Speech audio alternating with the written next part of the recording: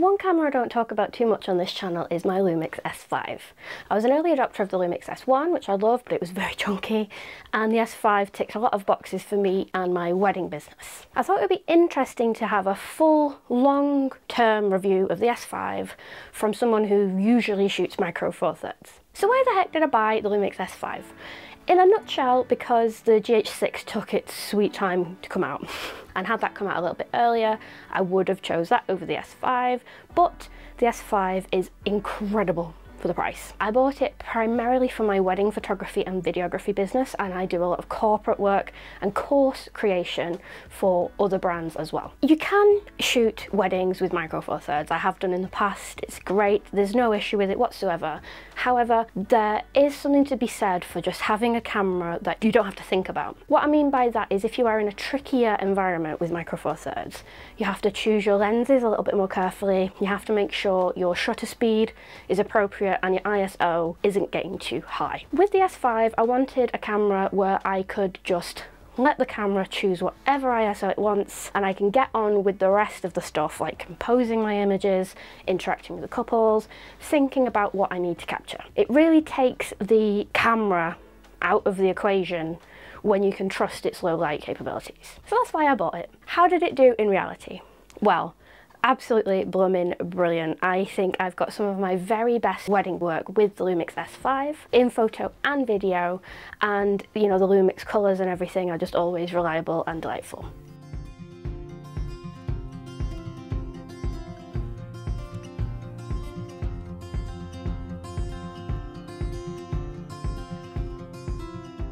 The real reason photographers covet a full frame camera, in my opinion, certainly why I do, is not because of the low light performance or the shallow depth of field.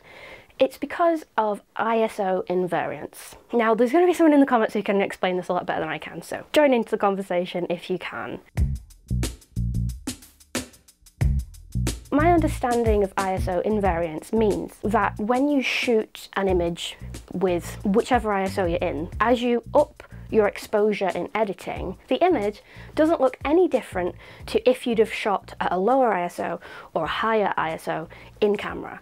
The settings are as changeable as your white balance in the raw file. And in Micro Four Thirds and cameras without this feature, your ISO is baked in. So if you start ramping up your exposure on a Micro Four Thirds sensor, for instance, you would just pull up all the noise, detail, and the opportunity has long since passed for you to get it right. Let me show you a real-world example of this if that sounded a little bit confusing. Let me set the scene. I was shooting this beautiful morning of a wedding, all the bridal prep, and the location was stunning, actually. There were so many massive windows, the lighting was great, but it was kind of a moody day outside. I wanted to get this arty shot of exposing for the sky outside and getting everyone inside in silhouette, because I thought that would look pretty cool, and you have plenty of time to sort of experiment in the morning, usually with a wedding. You have tons of time. Unfortunately, once I'd set these settings, Grandma started laughing her head off right in front of me, and I was exposed for the sky and not for her. She was quite camera shy throughout the day. She kept looking down the barrel. I really wanted to get a genuine, candid moment of her, and they were very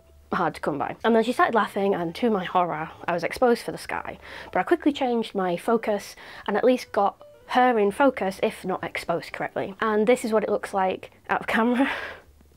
And this is what you can do with an ISO invariant camera. You can just up your exposure and nobody knows I'd made the mistake. If this was a Micro Four Thirds camera, unfortunately, I don't think there would be enough detail in the shadows to do very much with this. You could try, but you would just pull up all the noise, detail, and not anything that you could use. Of course, if you are shooting with a non-ISO invariant camera, the solution would be very simple, just shoot in the right settings to begin with.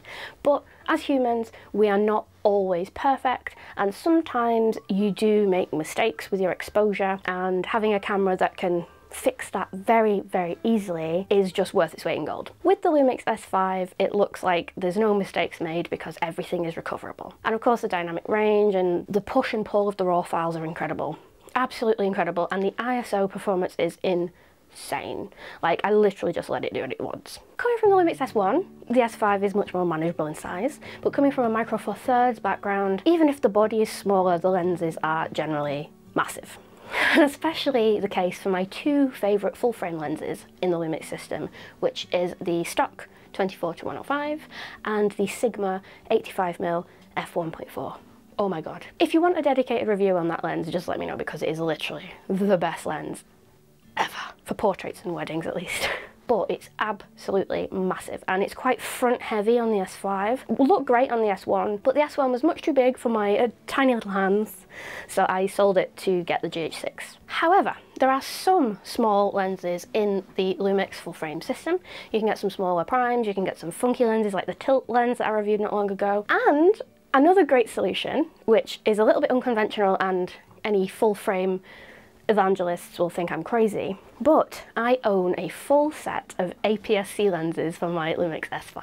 Yes, these are the three that I have. I absolutely love them, and they're all f1.4.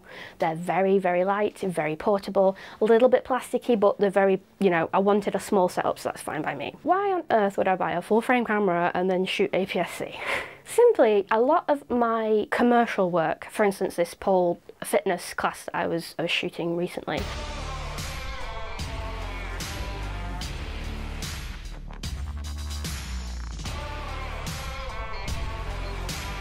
I shoot in 4K 60 anyway. So when I was shooting this, you have your APS-C crop on your S5. You don't have a full frame 4K 60. So to get the traditional focal lengths, your 24, your 35, your 50, your 85, these are actually the correct focal lengths when you take the crop into consideration. And as well, they're portable, they're fun, they're cheap, and it's a bigger sensor size than my Micro Four Thirds, so it's still a benefit to me, and you still get your ISO invariance whether you're shooting in APS-C or not, so the main benefit for me is still there in the raw files. Quick note on the 4K 60p crop. If I'm shooting in a hybrid mode, like I'm shooting in aperture priority and then I go to change to video, the crop catches me off guard every single time, and it's like stop, reframe, try again, because you're completely spoiled in the Micro Four Thirds realm where there is no punch-in any mode. Astrophotography.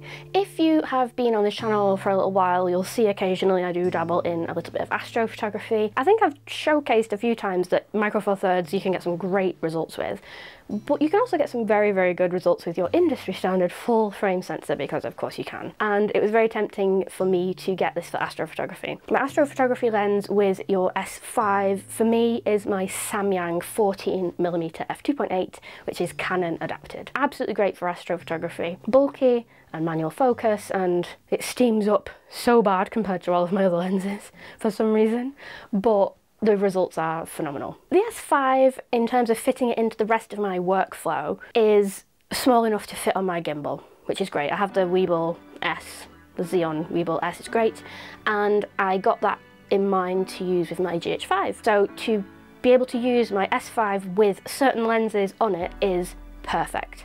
I tend to use my APS-C lenses on my gimbal because I will be shooting in 4K 60 more often than not anyway. So with those lighter lenses, it's a great combination. Going back to weddings, my main setup is my Sigma 85mm f1.4.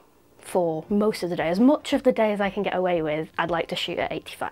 It's just beautiful. Sometimes when you're doing like your confetti shots and your group shots, you have to sort of compromise and put your stock lens on, but most of the day, if I can get away with it, I've got the 85mm on. And I honestly think it's worth, for me, for what I use my cameras for, it was worth getting this set up just for the 85mm. I cannot sing the praises of this lens enough. It sees in the actual dark.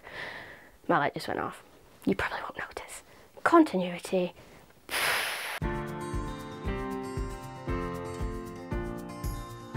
Another feature I love from my S5 is live composition mode. Yay! I haven't had this since I had my Olympus Pen F, and I think it's a feature that all Lumix cameras should have, and it's annoying me that it's only in one camera at the moment. And you can just live paint whatever you fancy into your image, and you know, the results are great straight away because you can see what's happening. It's great for light trails, great for astro. It's a feature that I want to use more of going forward, and I love that it's in the S5. It should have been in the GH6. The S5 has dual SD, proper dual recording.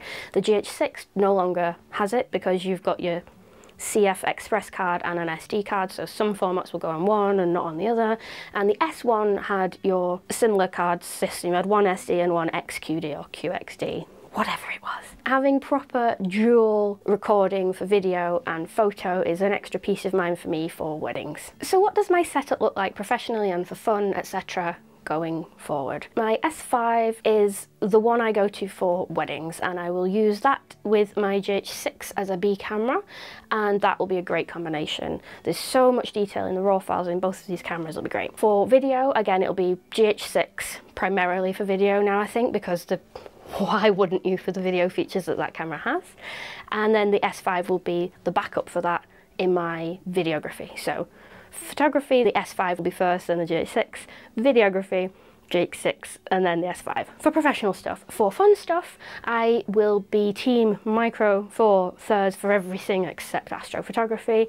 I've got my G100 for my little walkabout camera, my GH6, and my beautiful GH5. So for people that watch this channel for my Micro Four Thirds content, don't worry, this is not a sign that I'm jumping ship or anything. It's just using the right tool for the right job, and sometimes as a self-employed person the tax year comes to an end and you have some money to spend and it's rude not to try something new. So real talk, do you mind full frame content on my channel? Personally, in an ideal world, I love Micro Four Thirds and that's not going away, but I just want to talk about photography and videography in general, and if that happens to be a project where I've used the S5, I don't want people to come at me with pitchforks, please.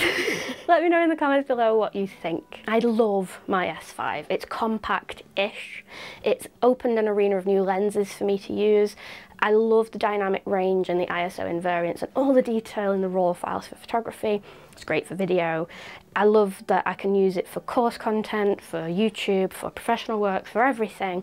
It's great to have an option sometimes when you need a different camera for whatever job it may be. Watch this video next. It is another full frame video all about a 50mm tilt lens for the Lumix S5.